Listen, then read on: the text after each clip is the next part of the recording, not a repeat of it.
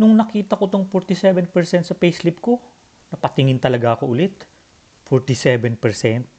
Napaisip tuloy ako, worth it pa bang magtrabaho kung ganito kalaki ang kaltas? Pero bago tayo magreklamo, linawin ko muna. Hindi ibig sabihin nito na 47% ng buong sweldo ko ang napupunta sa tax. May limit kasi yung normal na oras ko at kapag lumagpas ako roon, itong extra income ko pwedeng magkaroon ng mas mataas na kaltas. Pero kahit alam ko yon, masakit pa rin makita yung 47%. At habang nagdadrive ako naisip ko, saan nga ba napupunta yung tax na binabayaran namin dito? Doon ko naalala nung bigla ako nagka-appendicitis. Panahon pa yun nung nag-gym ako. At halos lahat ng makita ko gusto kong buhatin. Joke lang. Dinala ako sa ospital, na-confine at na-operahan.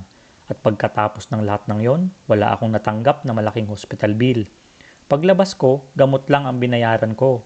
Pain reliever na kung i-convert sa peso, wala pang 500. At hindi lang ako. Nung nanganak ang asawa ko dito, wala rin kaming binayarang hospital bill. Ang mas nakakagulat pa, nung buntis siya, nakatanggap pa siya ng Engang Stunad. Isang one-time benefit. Doon ko naisip, baka dito napunta yung isang parte ng 47%. Tapos, may dalawa pa kaming anak. Sa public school, wala kaming tuition. Wala rin kung ano-anong miscellaneous fees na kailangan naming bayaran. Mga libro, provided.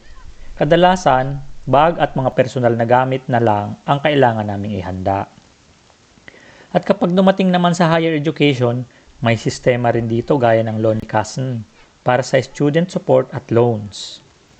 Tapos, yung dental ng mga bata sa public dental service, maraming dental services para sa mga bata ang covered. Pero yung braces ng panganay ko, may bayad. Pero hindi naman ganun kamahal kumpara sa inaasahan ko. At syempre, araw-araw din namin ginagamit yung mga bagay na minsan hindi na natin napapansin. Mga kalsada, tunnel, at tulay. At pagdating ng winter, kailangan pang linisin ng snow para tuloy-tuloy pa rin ang biyahe. Kapag nakikita ko yung mga ganitong bagay, naisip ko rin, hindi naman talaga libre ang lahat dito. Binabayaran din namin sa pamamagitan ng tax.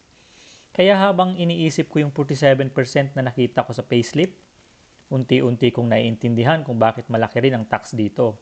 Pero bilang Pinoy, hindi ko rin maiwasang ikumpara. Hindi naman masama ang magbayad ng tax. Ang importante para sa akin, nakikita mo kung saan to napupunta. Mas madaling tanggapin kapag nakikita mong bumabalik sa ospital, school, kalsada at mga serbisyong ginagamit ng ordinaryong tao. Kaya mapapaisip ka kung yung tax mo baka naging mamahaling relo na pala ng ibang tao. Alam nyo na yan. Gets na gets ng mga Pinoy yan. Kaya worth it pa bang magtrabaho kung ganito kalaki ang tax? Nung una kong makita yung 47%, ang una kong reaction, sobra naman yan.